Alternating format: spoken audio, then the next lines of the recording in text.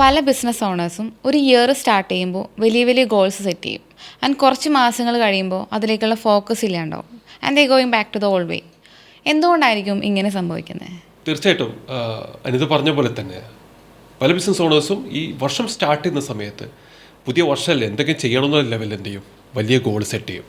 2x goal അല്ലേ, അതേപോലെ തന്നെ കഴിഞ്ഞ വർഷത്തെക്കാളും 3 മടങ്ങ് ഗ്രോത്ത് എന്നിങ്ങനെ പല രീതിയിലുള്ള റവന്യൂ ഗോൾസ് സെറ്റ് ചെയ്യുന്നുണ്ടാവും.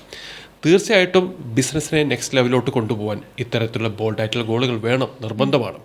കാരണം അത്തരത്തിലുള്ള ഗോളുകൾ ഉണ്ടാകുമ്പോഴാണ് നമുക്ക് ബിസിനസ്സിൻ്റെ നിലവിലുള്ള ചാലഞ്ചസും ഇഷ്യൂസും മനസ്സിലാവുക. അതായത് ആ ലെവലിലോട്ട് പോകാൻ വേണ്ടിയിട്ട് നമ്മുടെ നിലവിലെ ടീമിൻ്റെ ഗ്യാപ്പ് എന്താണ്, സിസ്റ്റത്തിൻ്റെ ഗ്യാപ്പ് എന്താണ്, ആസ് എ ബിസിനസ് ഓണർ ഞാൻ ഉണ്ടാക്കേണ്ട ആ ഒരു ക്ലാരിറ്റിയും സ്ട്രെങ്ത്തും എന്തൊക്കെയാണ്. അത്തരത്തിൽ ക്ലാരിറ്റി കിട്ടാൻ വേണ്ടിയിട്ട് ബോർഡ് ഗോൾ സഹായിക്കും. പക്ഷേ പ്രശ്നം വരുന്നത് എങ്ങനെ വെച്ച് കഴിഞ്ഞാൽ ഈ റവന്യൂ ഗോൾ മാത്രം സെറ്റ് ചെയ്യുന്നതുകൊണ്ട് ഒരു ജനുവരി അവസാനമാകുമ്പോഴേക്കും ഇതിൻ്റെ ആവശ്യമെല്ലാം കെട്ടിറങ്ങിയിട്ട് ഒരു നോർമൽ ബിസിനസ് ലെവലോട്ട് പലരും മാറുന്നുണ്ടെന്നുള്ളതാണ്. അപ്പോൾ അവിടെ പ്രധാനപ്പെട്ട കാര്യം മനസ്സിലാക്കേണ്ടത് ഇത്തരത്തിലുള്ള ഗോളുകൾ സെറ്റ് ചെയ്യുന്നതിൻ്റെ കൂടെ തന്നെ അങ്ങനെയുള്ള ഗോളുകൾ അച്ചീവ് ചെയ്യാനുള്ള അതിനെ ബാക്ക് ചെയ്യുന്ന കൃത്യമായിട്ടുള്ള സ്ട്രാറ്റജികളൂടെ ഉണ്ടാവണം. ഫോർ എക്സാമ്പിൾ, നിങ്ങളൊരു സർവീസ് ഇൻഡസ്ട്രിയാണ്. ഇപ്പം നിങ്ങളൊരു നിലവിൽ കഴിഞ്ഞ വർഷത്തെക്കാളും സെയിൽസിനെ ഡബിൾ ചെയ്യണം എന്നുള്ളൊരു ഗ്രോത്ത് എടുത്തു.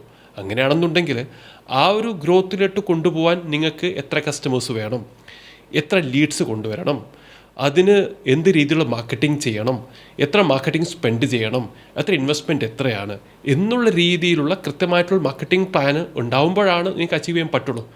അത്തരത്തിലുള്ള പ്ലാനൊന്നും ഇല്ലാതെ ഒരു സർഫേസ് ലെവലിൽ എനിക്ക് സെയിൽ ഡബിൾ ചെയ്യണം എന്നുള്ള രൂപത്തിൽ പ്ലാൻ ചെയ്ത് കഴിയുന്ന സമയത്ത് എന്താവും, അതൊരിക്കലും വർക്കൗട്ട് ആയിക്കൊള്ളണമെന്നില്ല. ഇപ്പോൾ for example, you are in A retail business, restaurant business, അവിടെയും ഇങ്ങനെയൊക്കെ തന്നെയാണ്. ഇപ്പോൾ നിങ്ങൾ റീറ്റെയിൽ ബിസിനസ്സിലാണെന്നുണ്ടെങ്കിൽ നിങ്ങൾ വലിയ ഗ്രോത്ത് എടുത്ത് കഴിയുമ്പോൾ നിങ്ങൾക്ക് ആ ഒരു ഗ്രോത്ത് അച്ചീവ് ചെയ്യാൻ എത്ര വാക്കിൻസ് വേണം, അതുപോലെ തന്നെ നിങ്ങളൊരു ബൈയിങ് പ്ലാൻ എന്താണ്, നിങ്ങളുടെ ഇൻവെൻട്രി പ്ലാൻ എന്താണ്, ഇത്തരത്തിലുള്ള കാര്യങ്ങൾ നിങ്ങളുടെ ടീമുമായിട്ടിരുന്നിട്ട് പ്ലാൻ ചെയ്യണം. അതിനെ ബാക്ക് ചെയ്യുന്ന സ്ട്രാറ്റജീസ് കൃത്യമാവണം, ആ ലെവലിലുള്ള ക്ലാരിറ്റി ഉണ്ടാവണം.